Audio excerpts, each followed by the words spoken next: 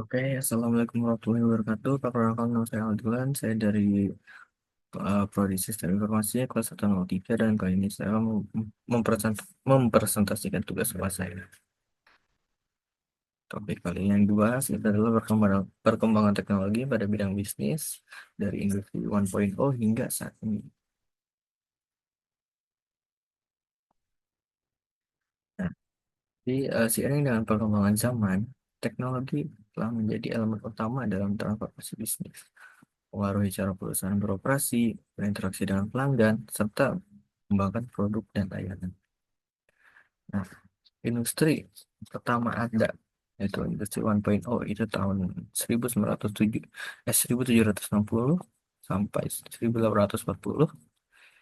Jadi di periode transformasi ini dengan pengenalan mesin uap menggantikan tenaga manual dalam produksi.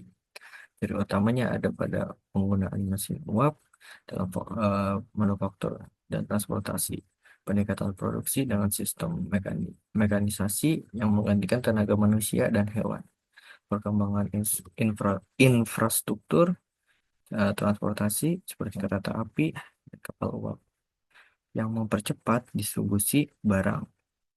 Dampaknya apa terhadap bisnis, yaitu produksi meningkat secara drastis, memungkinkan barang dibuat dalam jumlah besar dengan lebih cepat dan efisien, perkembangan karena transportasi lebih efisien, memungkinkan ekspansi pasar ke berbagai wilayah, muncul pabrik-pabrik besar yang menggantikan tenaga kerja manual, menciptakan urbanisasi karena banyak orang berpindah ke kota untuk bekerja di industri. Nah, contohnya apa sih? Tentunya itu pabrik tekstil dengan mesin turun otomatis, lokomotif uang yang mempercepat, uap yang mempercepat transportasi barang dan manusia, dan juga manufaktur skala besar dalam berbagai sektor industri. Selanjutnya ada di eh, industri 2.0, yaitu di tahun 1870 hingga 1914. Nah, jadi revolusi industri 2.0 ini merupakan fase lanjutan dari revolusi sebelumnya yang ditandai dengan adopsi listrik dan konsep produksi massal. Dampaknya apa? Ciri utamanya apa nih yang ada di industri 2.0? Ciri utamanya itu ada penggunaan listrik sebagai sumber utama energi, menggantikan mesin uap, terus ada muncul sistem produksi massal yang meningkatkan efisiensi dan manufaktur, kemajuan dalam komunikasi seperti telegraf dan telepon yang mempercepat pertukaran informasi dalam bisnis, dan juga di sini ada perkembangan industri otomotif, baja, dan kimia yang mendorong pertumbuhan ekonomi global. Oke, jadi selanjutnya di dampak terhadap bisnis, produksi barang itu menjadi lebih cepat, lebih murah, dan lebih seragam dibanding sebelumnya. Biaya tenaga kerja berkurang dengan otomatisasi awal di pabrik-pabrik. Perusahaan dapat menjangkau pasar yang lebih luas dengan pengembangan teknologi transportasi dan komunikasi yang ada.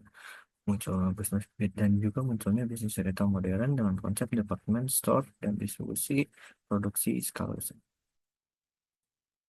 Nah, jadi teknologinya apa aja nih yang ada di industri 2.0 ini? Saat itu, Henry Ford memperkenalkan sistem assembly line dalam produksi mobil model T. Alexander Graham Bell menemukan telepon, komunikasi bisnis. Penggunaan listrik dalam pabrik meningkatkan produktivitas dan keamanan kerja. Oke, selanjutnya ada di revolusi industri itu 3.0 itu pada tahun 1810 sampai 1914. Nah, jadi industri 3.0 ini adalah era di mana teknologi digital, komputer, dan otomatisasi mulai mengubah dunia bisnis secara signifikan nih. Jadi utamanya itu ada penggunaan komputer dalam pengolahan data dan manajemen bisnis, perkembangan internet yang memungkinkan komunikasi dan transaksi bisnis lebih cepat, otomatisasi produksi dengan sistem robotik dan perangkat lunak canggih, akhirnya konsep e-commerce dan digital marketing. Nah, terus selanjutnya dampaknya apa? Dampaknya itu dari efisiensi operasional meningkat dengan sistem terkomputerisasi. Informasi dapat diproses dan dikirim lebih cepat melalui jaringan internet. Perusahaan mulai beralih ke model bisnis digital dan berbasis data.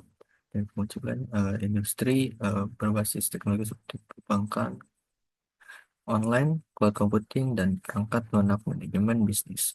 Teknologinya ada apa sih? Ada munculnya e-commerce pada e-commerce awal itu kan seperti Amazon dan eBay yang mengubah cara jual beli online. Terus sistem perbankan online yang memungkinkan transaksi tanpa harus ke kantor cabang. Penggunaan perangkat lunak akuntansi dan manajemen seperti SAP dan Microsoft Excel. Nah, selanjutnya di industri 4.0 itu di tahun 2000 hingga sekarang ini itu era integrasi antara teknologi fisik dan digital melalui Internet of Things atau IoT dan kecerdasan buatan dan big data. Nah, ciri utama itu ada di konektivitas dan komunikasi antar perangkat melalui IoT. Nah, terus ada analisis data besar untuk pengambilan keputusan, otomatisasi cerdas dalam proses bisnis. Nah, dampaknya apa? Dampaknya personalisasi produk dan layanan berdasarkan data pelanggan. Terus efisiensi operasional melalui otomatisasi dan analitik prediktif. Nah, teknologinya ada apa aja sih? Terus ada itu ada di penggunaan AI dalam layanan pelanggan, otomatisasi manufaktur, dan platform e-commerce. Nah, selanjutnya itu menuju industri 4.0. Nah, selanjutnya di menuju industri 5.0 itu di konsep yang menekankan kolaborasi antara manusia dan teknologi canggih untuk menciptakan nilai tambah dalam bisnis. Terutama di industri 5.0 ini merupakan evolusi dari industri 4.0 yang mengutamakan kolaborasi antara manusia dan teknologi. Fokusnya adalah menggabungkan kemampuan AI, robotika, dan otomatisasi dengan kreativitas serta keterampilan manusia. Nah, dampaknya apa sih? Dampaknya itu adalah kolaborasi manusia dan mesin. AI dan robot itu tidak menggantikan manusia, tetapi bekerja sama untuk meningkatkan efisiensi dan inovasi. Pada keberlanjutan itu teknologi dirancang untuk mengurangi dampak lingkungan dan memanfaatkan sumber daya secara lebih bijaksana. Personalisasi produk dan lain-lain itu bisnis dan dapat menawarkan solusi yang disesuaikan dengan kebutuhan pelanggan melalui data dan AI. Nah, jadi teknologi ini, di teknologi industri 5.0 ini mengembangkan produk yang lebih inovatif dan disesuaikan dengan kebutuhan individu, peningkatan pengalaman pelanggan melalui AI yang dapat melalui preferensi pengguna, optimalisasi rantai, rantai pasok dengan menggunakan teknologi cerdas untuk mengurangi pemborosan, dan juga meningkatkan kesejahteraan tenaga kerja dengan mengurangi tugas-tugas repetitif dan beresiko tinggi. Ya, mungkin sekian itu dari saya. Bila ada kurang, saya mohon maaf. Terima kasih. Wassalamualaikum warahmatullahi wabarakatuh.